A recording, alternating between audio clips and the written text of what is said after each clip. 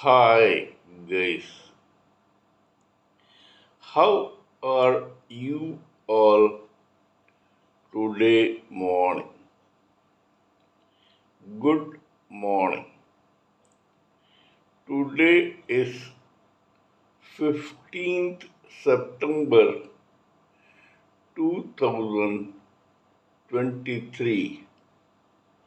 My name is T.S.V. Raghavan and I live in Chennai, Tamil Nadu, India.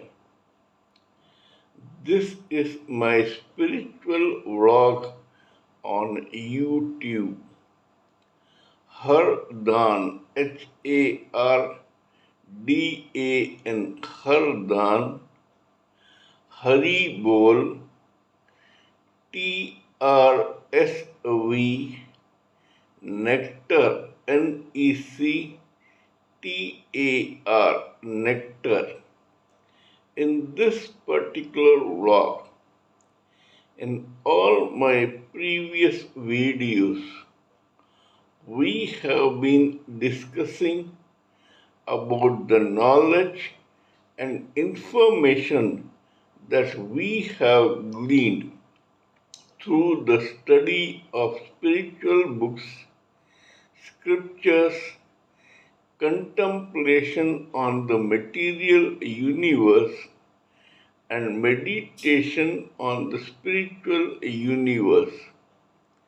This particular video in this vlog is no exception to that rule. In fact, it is a mere continuation of all that we have been doing in all my previous videos. So let us continue with the topic for today and today's discussion in this particular vlog. But before that, I would request you to kindly subscribe to this vlog and press the bell icon so that I may keep reminding you of all my other videos, both past and future ones. So let us continue with the topic for discussion about today's subject in today's video. Today we are trying to understand the lives of a human living entity in this particular material world a little better than we have already done. The theory that I am going to discuss with you is based on my contemplation and meditation on the knowledge that I already gleaned in through past spiritual books and scriptures. So let us continue with this. To have a recap of all that we know already at the cost of sounding repetitive, I would like to discuss some points which will come in handy in understanding the topic for today's video. When the individual, unevolved, or raw spiritual soul comes in touch with the material world, advertently or inadvertently, by default or by design, deliberately or otherwise, this irritated material world, to stop that irritation, envelops this raw, unevolved spirit soul with four layers of this material body. These layers are as follows. The first layer is known as that of causal body of intelligence. The second is called the body of astral mind of feelings and emotions. And the third one is known as the etheric body of five senses, namely sight, hearing, smell, taste, and touch, plus the final gross body made up of material elements like air, fire, water, and earth. There are other elements also like ego, modes of material nature, etc., which are not so important as the first four settled bodies. Anyway, when one raw, unevolved material soul gets entrapped in this cocoon of four material bodies, it stops being a spiritual soul and becomes a human living entity. Before that, it was an unevolved spirit soul, but now it is no more that. It has now become a complete package known as a living entity. A living entity in this material world goes through an endless grind of births and deaths in several species till it finally gets liberated from this chain of endless births and deaths through sincere meditation towards Brahman. These species begin with the first birth as a cell, then amoeba, algae, weeds, grass, creepers, plants, trees, worms, insects, ants, flies, amphibians, reptiles, birds, bees, beasts, and finally as human beings. When a particular living entity starts getting born in the species of human beings, it has to go through a grind where there are at least 400 types of species of human beings alone. Depending upon the destiny, karma, taste, preferences, surroundings, experiences, atmosphere, maturity, knowledge, etc., of that particular living entity, he or she is forced to be born among various species among these 400,000 categories of human beings. Now, once we have understood this, let us proceed with the theory of today. In this particular material world, there are several categories of human beings. Not all are similar in nature, modes of material nature, ego, intelligence, maturity, education, knowledge, destiny, or karma.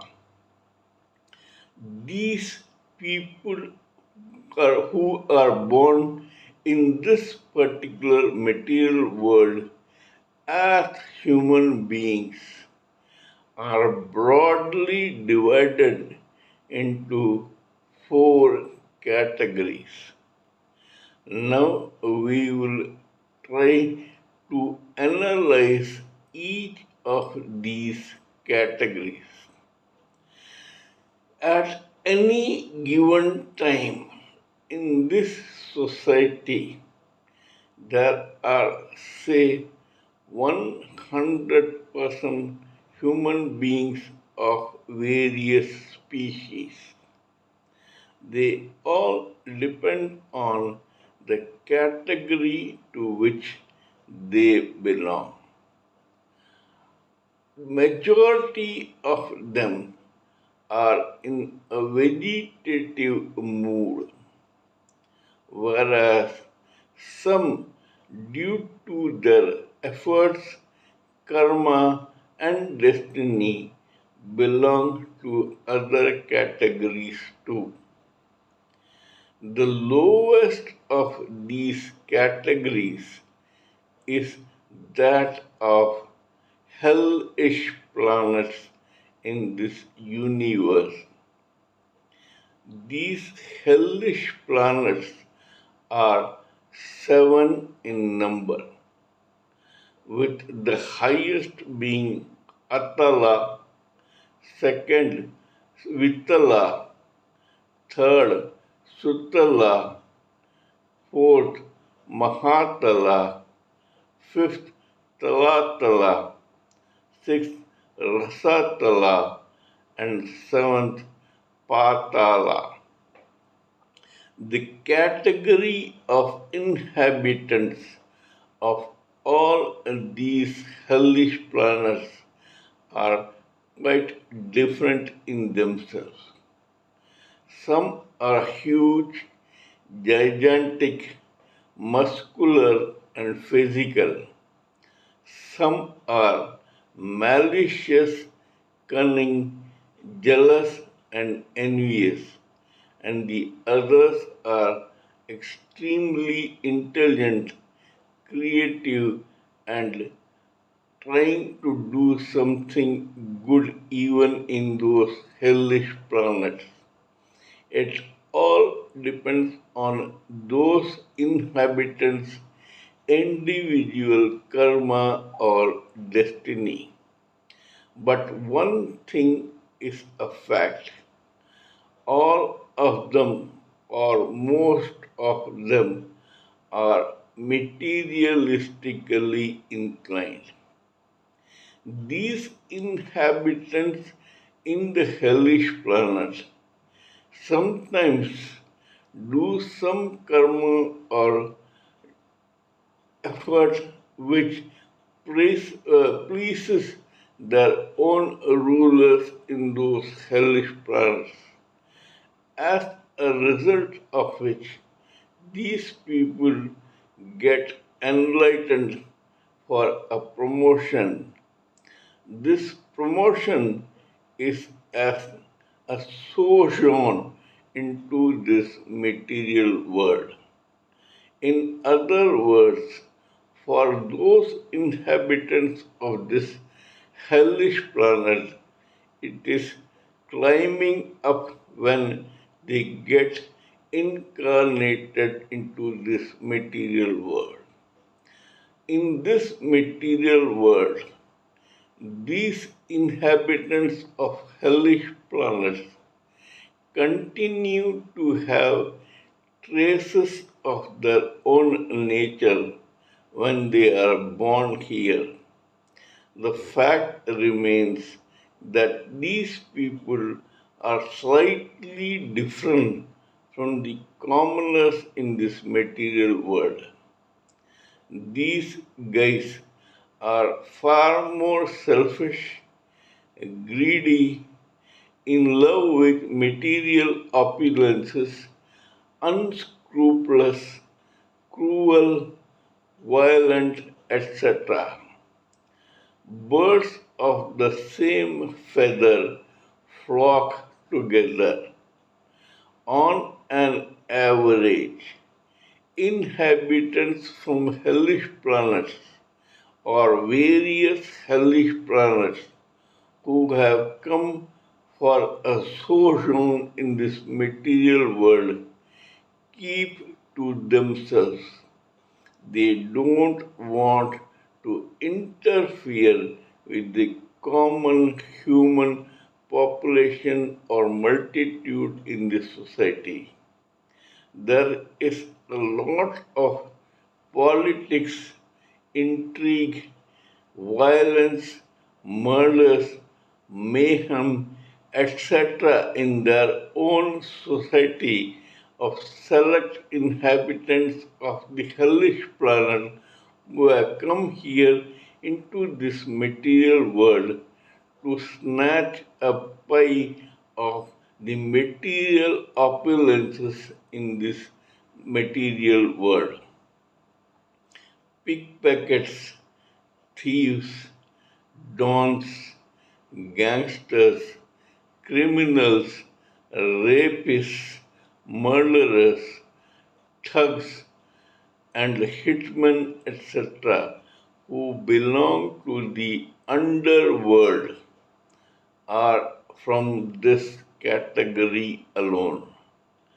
People from this in these hellish planets are called inhabitants of underworld in this material world only because these hellish planets are from the nether world or the twilight zone.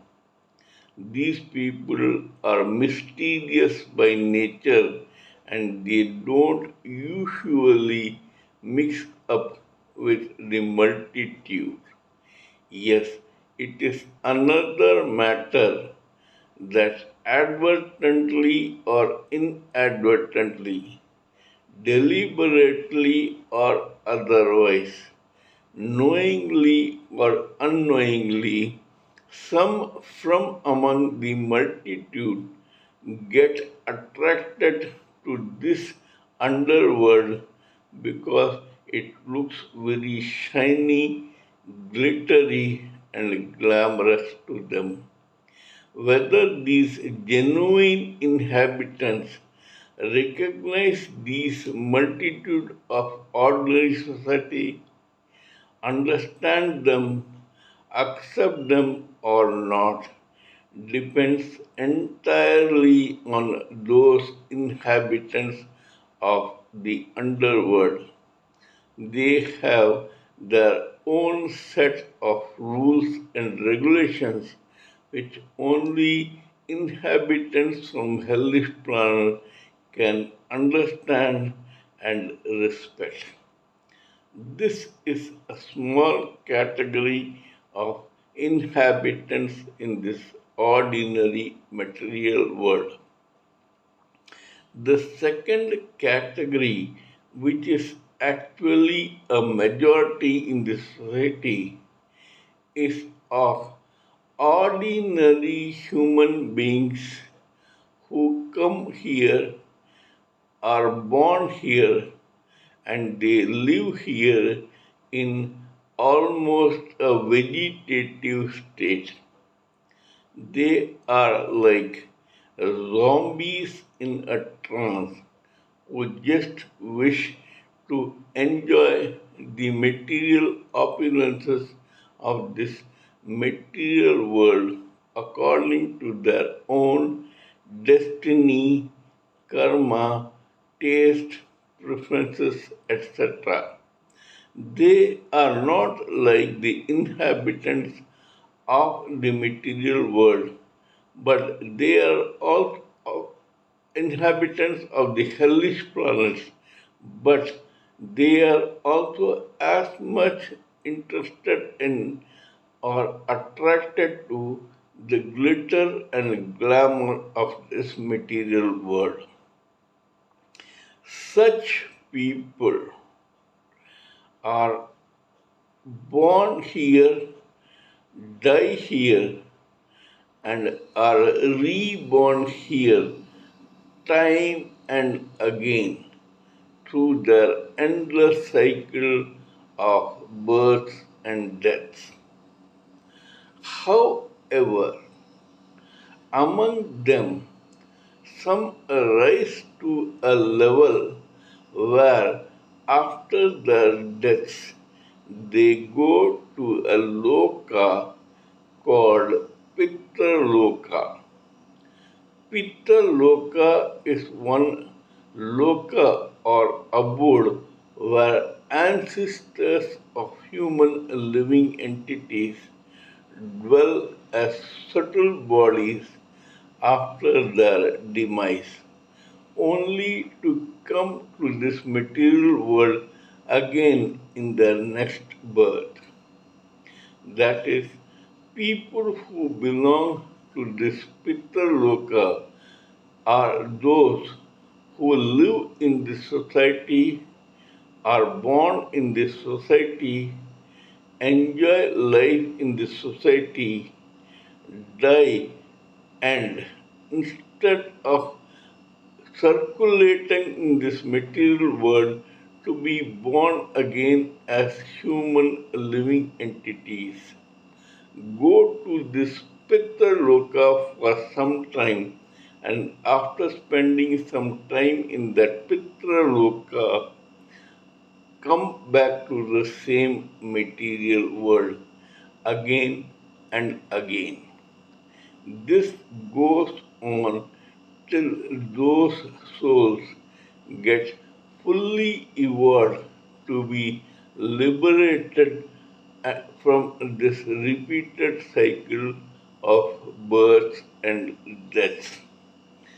These people, though of the common stock, are certainly superior to those from the hellish planets. Whether these guys were circulating in this material world after their death and before their reincarnation as human living entities, or were qualified to spend some time in the Pitraloka before getting incarnated in this material world, they are superior to those from the hellish planet. Then comes the third loka called Swargaloka.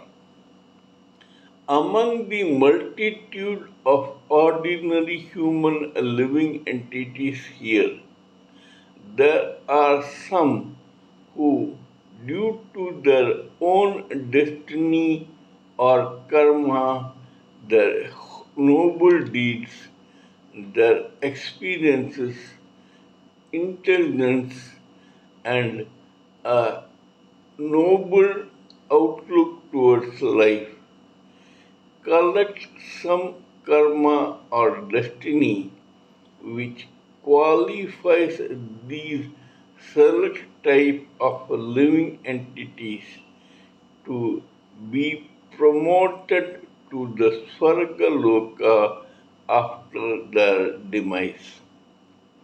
These are people who belonged to this material world only, but just like those who were qualified enough to go to Pitraloka, there are some who, because of their own good Samaritan noble deeds, get qualified to spend some time in this Swargaloka. When it happens, such people, after their demise in a particular birth, get qualified enough to reach this Swargaloka where they enjoy the results of their own noble deeds in this material world for some time. This goes on and on till the individual karma of each living entity gets exhausted in that Swargaloka. When such a thing happens, these people who are now quite addicted to the pressures of Swargaloka have to, alas, get reincarnated in the same material world. However, such people do not have everything lost in their own destiny. A residue of their good karma helps them live an opulent and constructive life in this material world where they have got incarnated after the sojourn in the Swargaloka. Memories of entertainment and enjoyment and good life in the Swargaloka remain in the superconscious memory and psyche of such living entities. Hence, they crave to go back to the same Swargaloka even when they get incarnated in this material world. In such cases, these people seem to be a little different from the others when they behave and their body language, appearances, looks, etc.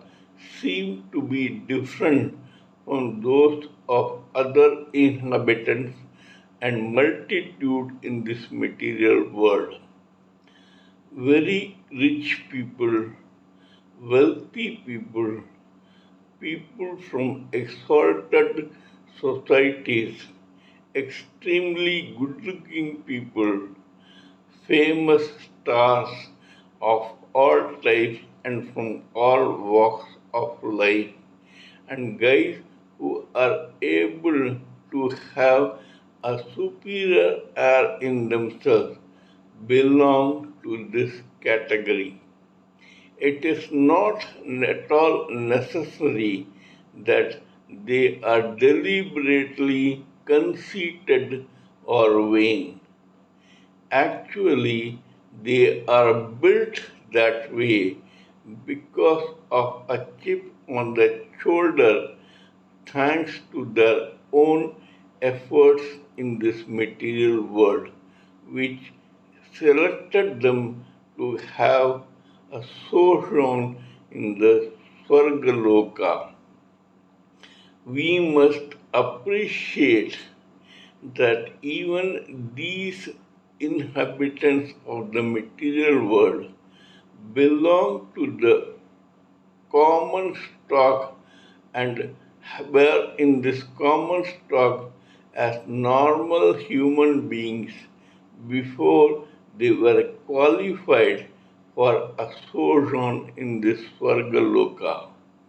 They were also ordinary people, but due to their own efforts, karma, and their own determination to be good, they were selected to become temporary inhabitants of the Swargaloka. Several royal family inhabitants, several inhabitants of very wealthy business families, etc., belong to this category. They are people who are used to a rich, wealthy life. You cannot blame them for being different from the multitude. This nature is by now imbibed by their own genes in such a way that even if they have noble intentions, they are a slice different from the ordinary mortals and multitude in this material world. The fourth and the highest is the karma loka. This is a very important loka. People from this multitude in the material world include some inhabitants who were neither from the hellish planets nor were they circulating in this material world after their demise, nor did they try to go to Pitta Loka or Swarga Loka. These things did not interest or attract these people naturally because such living entities who were once upon a time as ordinary as the multitude because of some unexpected happening found that they had a purpose in this life. They have come into this material world to serve some mission, aim, or purpose in life. This purpose may be material or may be spiritual.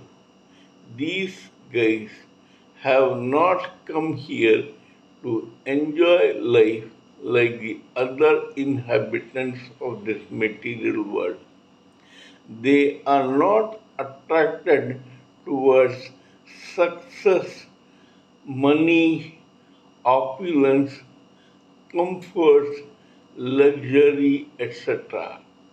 On an average, these guys try to focus in various degrees towards their own soul aim, which they realize sooner or later due to their own destiny and karma.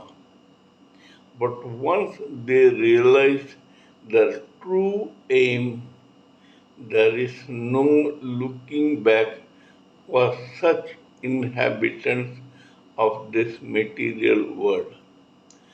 Just like there are seven hellish planets, there are three or four categories among this karma loka inhabitants.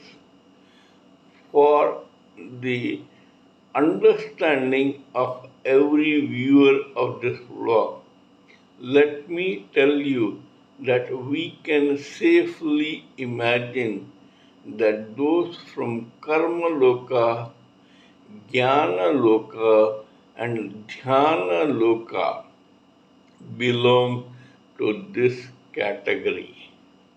Of these, those who are having a material assignment or aim belong to the karma loka category.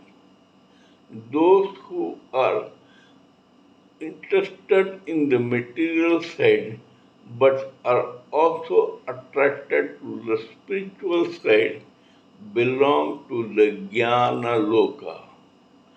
But those who are interested only on the spiritual side belong to the third called Dhyana Loka.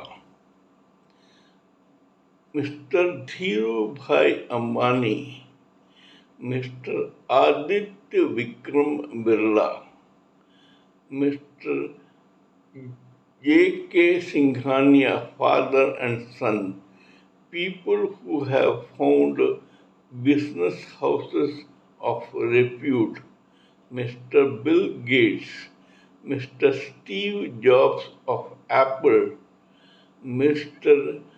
Mark Zuckerberg of Facebook, etc., belong to this category of those who feel that they have only come here to complete a particular assignment in life. They are totally focused towards their own assignments and they brook no opposition.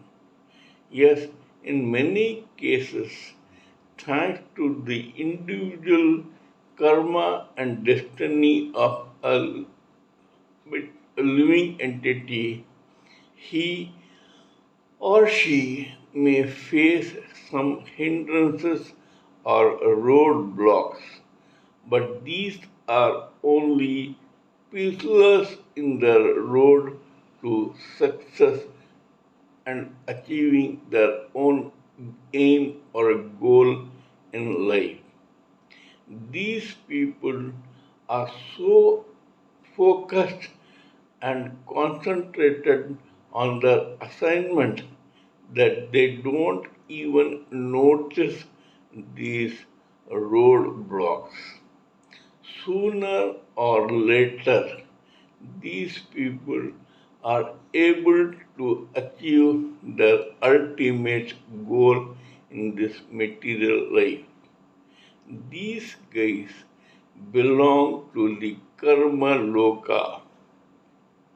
The second is the people who belong to the jnana loka. Jnana loka or jnana means knowledge. Knowledge may be theoretical or practical. People who have come here on assignments of various degrees on the knowledge level inhabit this jnana loka. Writers, poets, lyricists, journalists, creative artists, music composers, etc. belong to the Jnana Loka. These people use their own cerebral faculties to succeed in various walks of life as researchers, scientists, intellectuals, lecturers, professors, teachers, etc. of repute. Not all teachers belong to this category. Only some are very special and who realize that they belong to this category of inhabitants of Jnana Loka. However, they are people who have a craving to do something different and to contribute something from their side into this society for the sake of this society. The third category belongs to the Dhyana Loka. People from the Dhyana Loka are spiritualists like saints, monks, godmen, rishis, maharishis, demigods, celestial beings, transcendental beings, beings from other dimensions of this material world, and so on. These are people who use their cerebral faculties to achieve something spiritual in this material world. Whether these guys belong to Karma Yoga, Jnana Yoga, or Dhyana Yoga, the fact remains that these people's life is limited to their own purpose alone, and hence they always try to leave this world as soon as possible when their assignment is over. They don't stay back to enjoy life in this material world usually. Yes, it is another matter that their individual destinies or karma may force them to wait here for some time before going back to the karma loka, the jnana loka, or adhyana loka. This is just like passengers in a platform who are waiting for their own respective trains, which will take them there to their destiny to arrive on the platform. Some have the trains arrive early, and some have to do some waiting in the platform. Inhabitants of Karma Loka, Jnana Loka, and Dhyana Loka resemble such passengers alone. Swami Vivekananda has gone on record saying that he will not complete 40 because he knew even then that he will be able to complete his assignment by the age of 40. Same with his own spiritual teacher Ramakrishna Paramhans, who went at 50. Swami Yogananda Saraswati went at the age of 59. Swami Bhaktivedanta of ISKCON had to wait till the age of 81 before passing on. But all these people had come here only to complete an assignment. They were not interested in doing anything else other than focusing on their purpose in life. Swami Shankaracharya, Lord Jesus Christ, etc., who went away from this world at the age of 32 only, belong to this category. Same is the case with Chaitanya Mahaprabhu, who left this material world at the age of 48. All of us living entities must aim at such material or spiritual assignments only so that our own individual life becomes a purpose or an aim or a mission. Mr. Aditya Vikram Birla of the Birla Business House was born in this house only to complete a material assignment.